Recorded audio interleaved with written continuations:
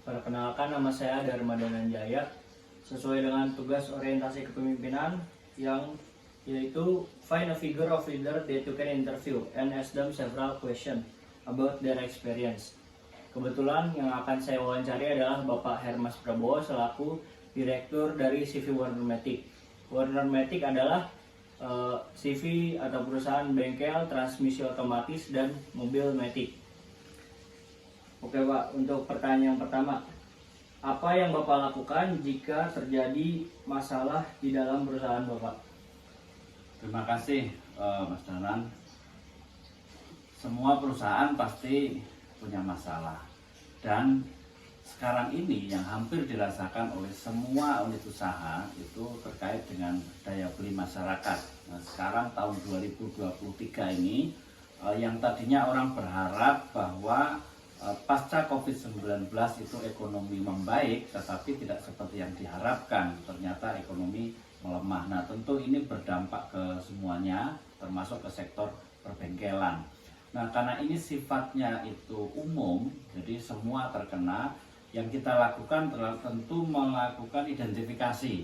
Kenapa sih kemudian masalah ini muncul? Kita sudah menemukan satu, misalnya tadi daya beli rendah.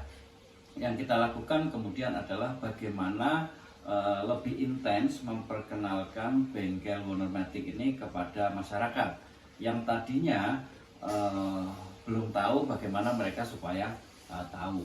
Jangkauannya yang tadinya mungkin tidak terlalu luas, cakupan wilayah coverage usahanya kita perluas lagi. Tentu yang dilakukan juga adalah bagaimana memberikan opsi-opsi yang lebih menguntungkan bagi customer.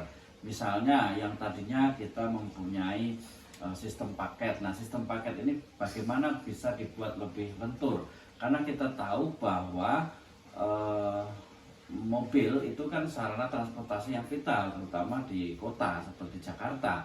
Nah, masyarakat atau konsumen tidak mungkin dia nggak bawa mobil gitu ya, sehingga yang dilakukan adalah mereka sangat ingin untuk memperbaiki ketika transmisi matic mobilnya masalah, tetapi terkendala di daya beli. Nah, bagaimana kita menyesuaikan kondisi daya beli masyarakat itu? Di satu sisi kita membuat program-program misalnya dengan sistem paket yang lebih menguntungkan.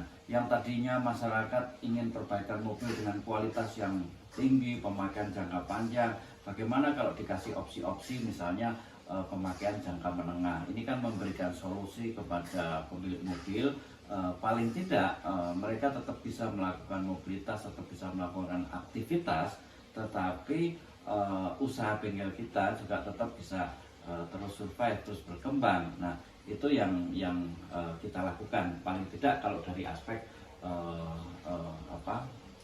penurunan pendapatan bengkel yang disebabkan oleh melesunya ekonomi secara nasional bahkan secara global.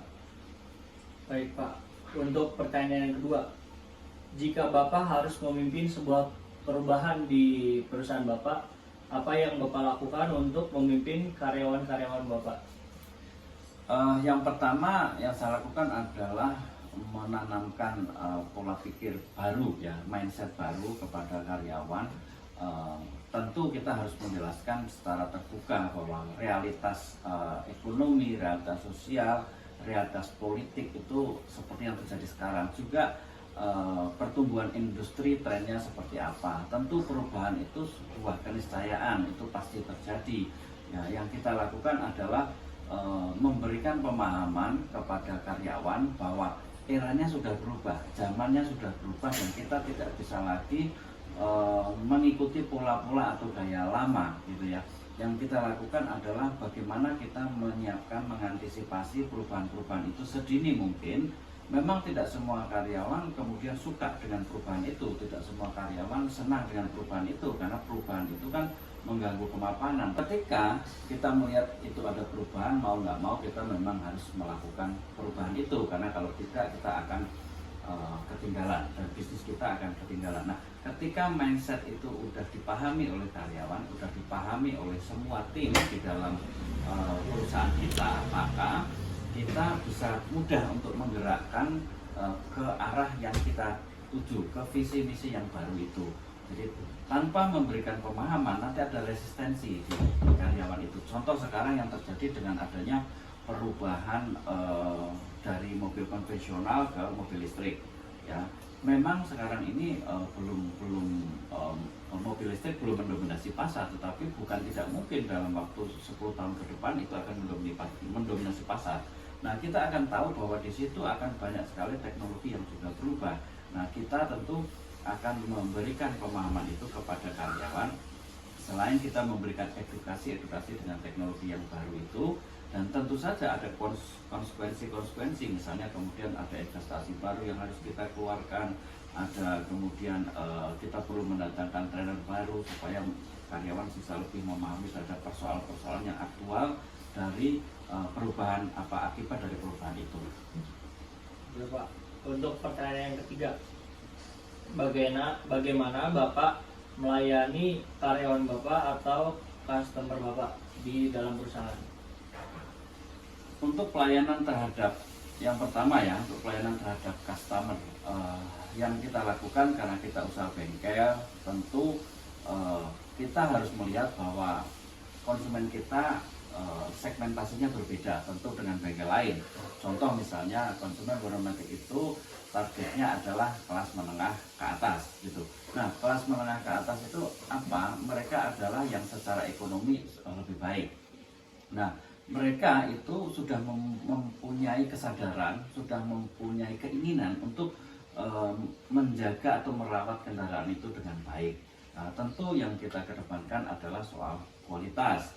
Karena mereka tentu nggak punya waktu untuk terus datang ke bengkel bolak-balik untuk melakukan perbaikan ini dan itu, sehingga mereka inginnya sekali melakukan perbaikan itu tuntas. Nah, untuk kelas-kelas konsumen dengan segmentasi tertentu tadi, untuk middle up tadi itu bahkan beberapa di antara mereka tidak begitu konsen dengan isu-isu harga gitu. Artinya mereka memang sangat ingin kendaraannya itu bisa dilakukan perbaikan dengan sebaik mungkin dan seawet mungkin.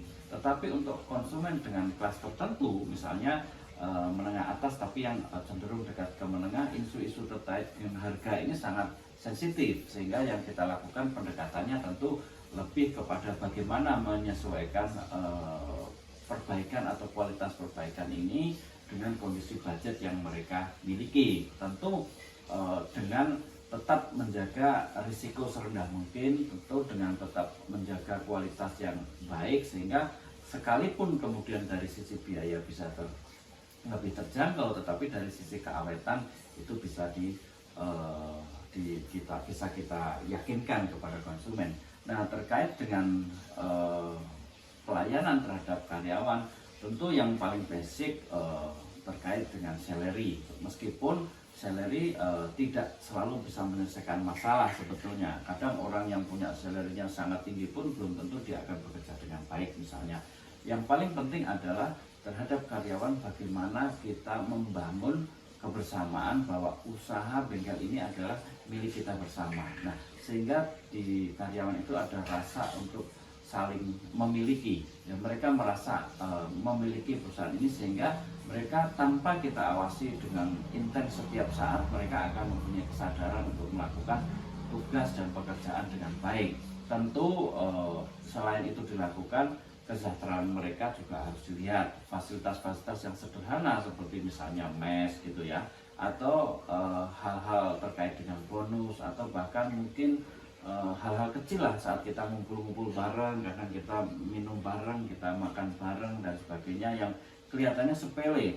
Bahkan untuk saat-saat tertentu, misalnya ketika kita melihat karyawan sudah mulai jenuh, kita panggil mereka, kita ajak mereka untuk main futsal bareng misalnya di hari-hari libur bengkel. Nah, ini akan menciptakan sebuah kebersamaan, rasa memiliki dan kenyamanan dalam bekerja, sehingga kemudian produktivitas mereka akan menjadi baik. Oke, terima kasih Pak untuk jawabannya.